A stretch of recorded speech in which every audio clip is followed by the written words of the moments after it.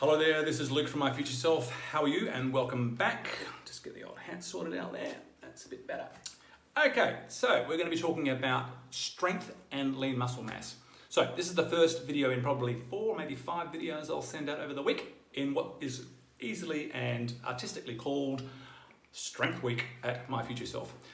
So the reasons for doing these videos is not really to tell you anything you don't know. I am trying to position my future self and the anecdotes and the strategies and the routines and rituals that we can apply when we are trying to improve facets of our health wealth.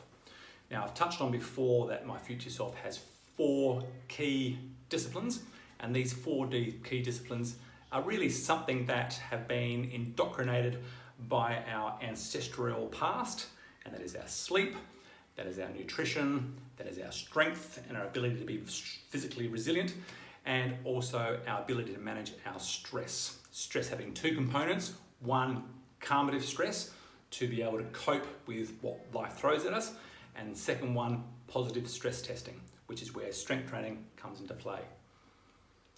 So why strength and conditioning and why lean muscle mass? Well, these videos are particularly pertinent for people in their 40s, 50s and 60s who are currently not doing any specific training that improves or maintains lean muscle mass.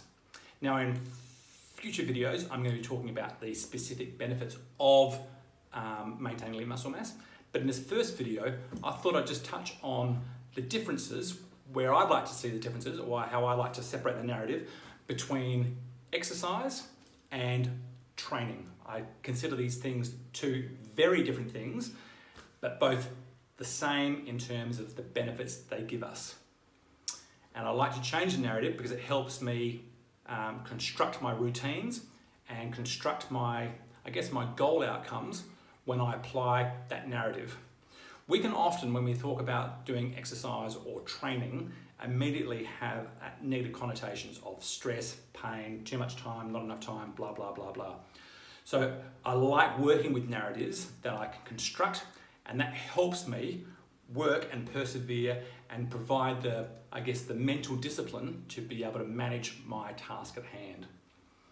So to keep this video as short as possible, what is the difference between exercise and what is the difference between training? Okay, to touch on exercise in short, exercise is doing activities that you love. Pursue that shit till the cows come home, do it till it kills you. It could be surfing, it could be gardening, it could be tennis, it could be professional tiddlywinks, it could be whatever. If it's outside, you're moving, your heart rate's getting up, you are getting joy out of it, you're getting passion out of it, and it's putting a smile on your face, do that shit till the cows come home. Like I said, do it till it kills you. This stuff we need to embrace, we need to do this as much as possible. The thing is, if you love it, it's not a drag. If you love it, you'll do it as much as possible. And if you love it, it'll do you the world of good, not only in a physiological sense and a cardiovascular sense, not only in a cognitive sense, but in a stress relief and a well-being and a sense of joy. If we're outside and we get the sunshine, we get the vitamin D, the health benefits of that alone are staggeringly good. There's another exercise thing that we need to try and work on, and that is what they call NEAT, which is non-exercise activity thermogenesis. Now, modern life is basically stripping us of our ability to be active in our day-to-day. So I'd encourage us and encourage everybody to try and look at ways of where we can try and increase our daily movement.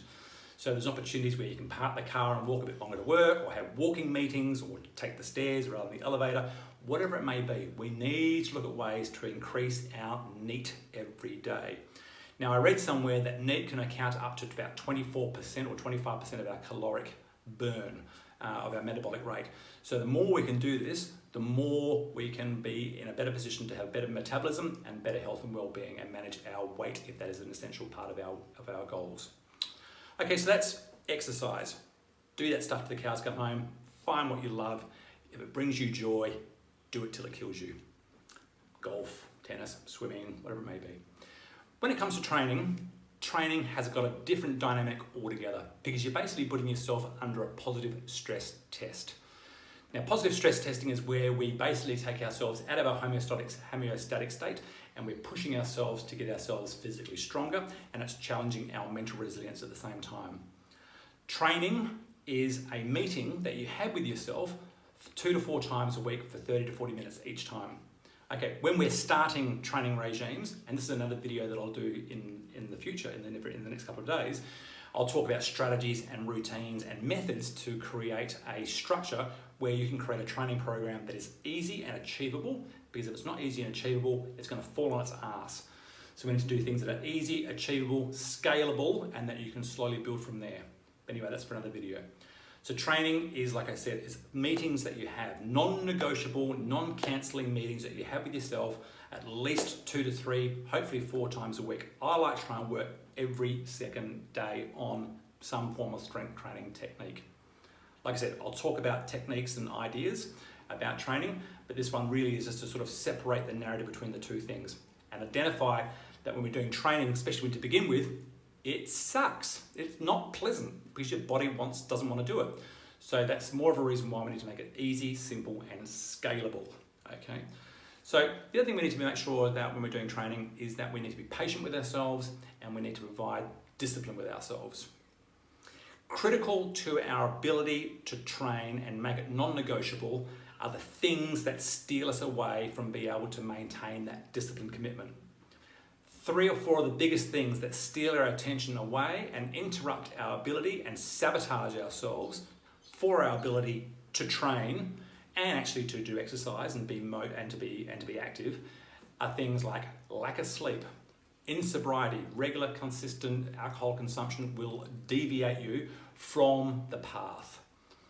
Stress is another critical one where it will deviate you from your task at hand. So on your training days, I'm not saying you have to give up alcohol completely, but on your training days, resist the alcohol the day before. You want to try and make everything that's going to make it difficult for you the next morning to make that as seamless as possible. Don't make your life any more difficult because it's hard enough as it is, especially when you first start. The whole idea with training is to try and get some consistency there and do it 2-3 months, because I can guarantee you, once you get that initial momentum underway, the first 2 to 3 months, you will start to feel the benefits and your body will start to respond to the training that you're doing, and you will notice on the days that you don't train how less on mark or on point you're feeling when you don't train. That's the point we need to get to. So the first 2 to 3 months, we need to make sure that we're doing everything we can to be disciplined, focused, sober, to approach and be realistic about the goals we've got in our hands. So to keep this short as possible, just to cover again, change the narrative on those 2 things. Exercise, find something you love, pursue it, do it till it kills you. With training, adjust your narrative to realize that it's going to be difficult, it's going to be challenging. We're going to talk about in future videos about how we can create a very easy, scalable and adjustable training regime that you can scale up as you get stronger and better. And in the next video, I'm going to be talking about the real reasons why we need to get stronger and maintain our lean muscle mass. Why we need to, again, change the narrative away from just purely aesthetics and look at the other critical cellular, hormonal, cognitive, psychological, philosophical, and physiological benefits of maintaining our lean muscle mass. So that's it. So that's the first video. The next video is going to come out in probably the next day or 2. So stay tuned. If you have any questions, do not hesitate to give me a call or write a little note there. If you like the video, please share, thumbs up, whatever you do on whatever platform you're watching. And again, this is Luke, my future self. This is video 1 in Strength Week. Stay tuned for the next one coming your way very, very soon. Thank you. Peace.